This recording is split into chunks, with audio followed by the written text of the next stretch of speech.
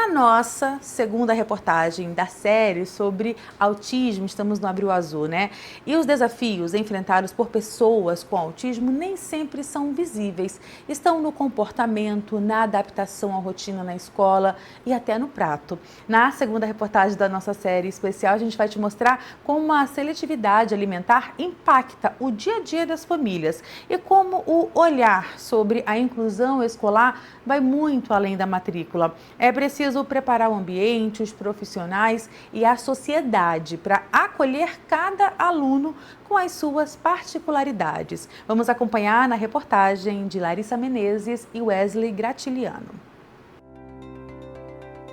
A seletividade alimentar é um dos pontos abordados no tratamento de autistas nesta clínica especializada em terapia ABA. O indivíduo ali com autismo, ele pode selecionar especificamente cores de alimentos, marcas de alimentos, texturas de alimentos. Então você vê que não é uma questão de preferência. Por exemplo, eu não gosto de brócolis, mas eu gosto de outros legumes, outras verduras. Não é o caso. Ele tem uma restrição de alimentos que ele consome. Então, por exemplo, é muito comum a gente ver o cliente comer só salgadinho, que é alguns salgadinhos que são mais crocantes assim, de determinada marca, ou alimentos que sejam da cor amarela, né?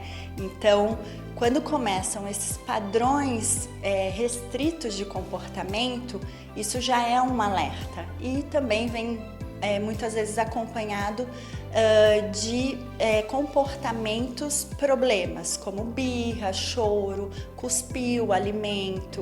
A psicóloga Tássia Pina relembra com alegria um dos muitos casos de transformação que marcaram a equipe dela.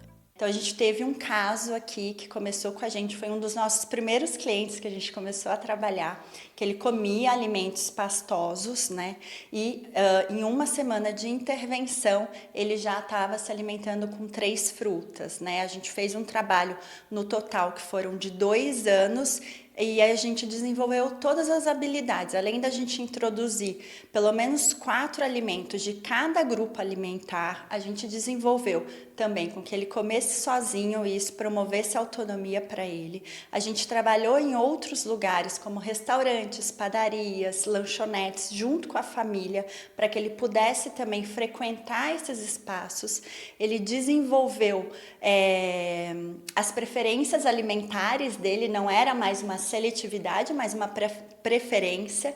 Ele selecionava os próprios alimentos, o que ele mais gostava em outros espaços. A educação inclusiva também é outro desafio para a pessoa autista. Quando a gente está falando de inclusão, inclusão não é apenas do professor. Inclusão ela deve perpassar a escola como um todo. Quando a gente entende que essa inclusão ela deve ser feita pelo diretor ou até mesmo por aquele guardinha que está lá na porta da entrada da escola, isso já muda um pouco a chave, né?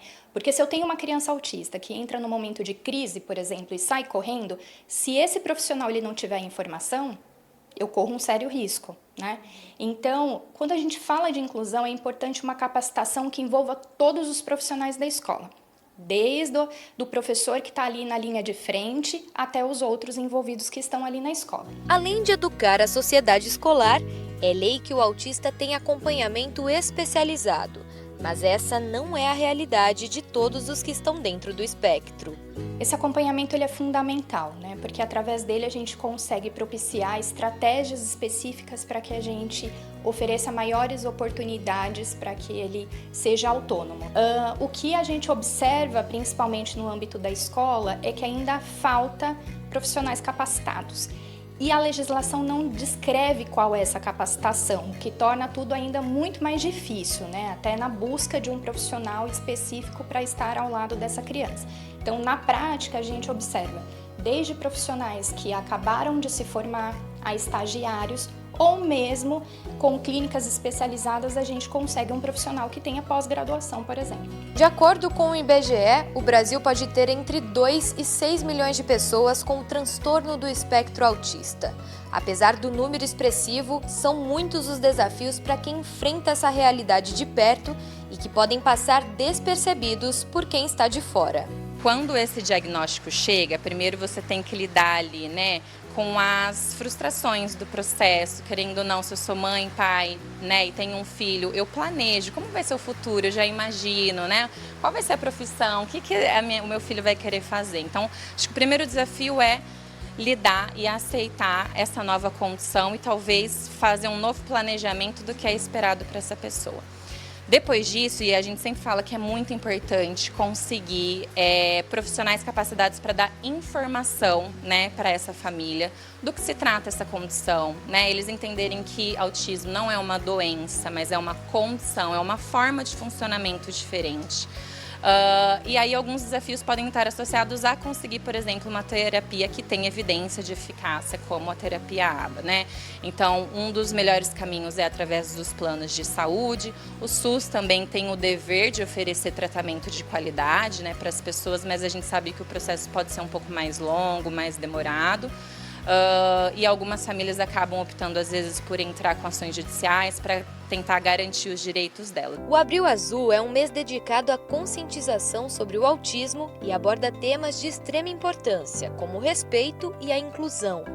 É preciso abrir os olhos do coração para entender que todos nós temos limitações, mas que nenhuma ação deve ser anulada por um diagnóstico.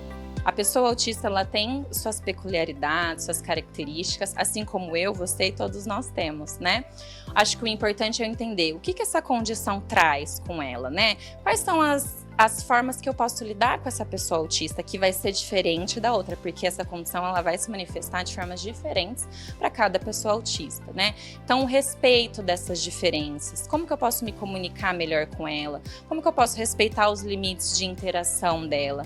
Então, são formas de eu acho que a gente aprender a entender que essas diferenças fazem parte, que a gente pode aprender muito com as pessoas autistas e também a gente permitir, favorecer que elas sejam incluídas, porque muitas das vezes ainda existe essa questão do isolamento, não sei o que fazer, então deixa ele lá. Eu acho que é importante a gente entender que a gente tem muito a aprender com essas diferenças e possibilitar, né, que a acessibilidade exista, que a inclusão exista e principalmente o respeito e empatia por essas pessoas. A Soraya e o Jefferson precisaram passar por esse processo de compreensão, mas afirmam que conviver com o Júnior transformou a maneira como eles enxergam o mundo. A gente leva um susto porque a gente não sabe lidar com a situação, é novo. Aí depois que você vai vendo, vai entendendo, você conversa com os profissionais, todo mundo explica o que vai ser feito, da forma que é. E aí começou rápido fazer as terapias, aí você começa a ver resultado. Aí vai ficando leve, você vai aprendendo a lidar, aí você vai caminhando de uma forma natural. E na profissão, né, nós sempre, a gente lidera pessoas, a gente acha que pessoas têm os mesmos times, né? E não tem o mesmo time, mas elas têm a capacidade de desenvolvimento. E hoje eu consigo, talvez, desenvolver até as pessoas que trabalham comigo, usando o time de cada um. Cada um tem uma velocidade de entendimento, né? Mas todos são capazes, né? Como o Júnior foi capaz de desenvolver com a questão do autismo, todos nós somos capazes de desenvolvimento, basta a gente ter estímulo, né? A gente ter busca de profissionais que possam ajudar a gente nessa questão.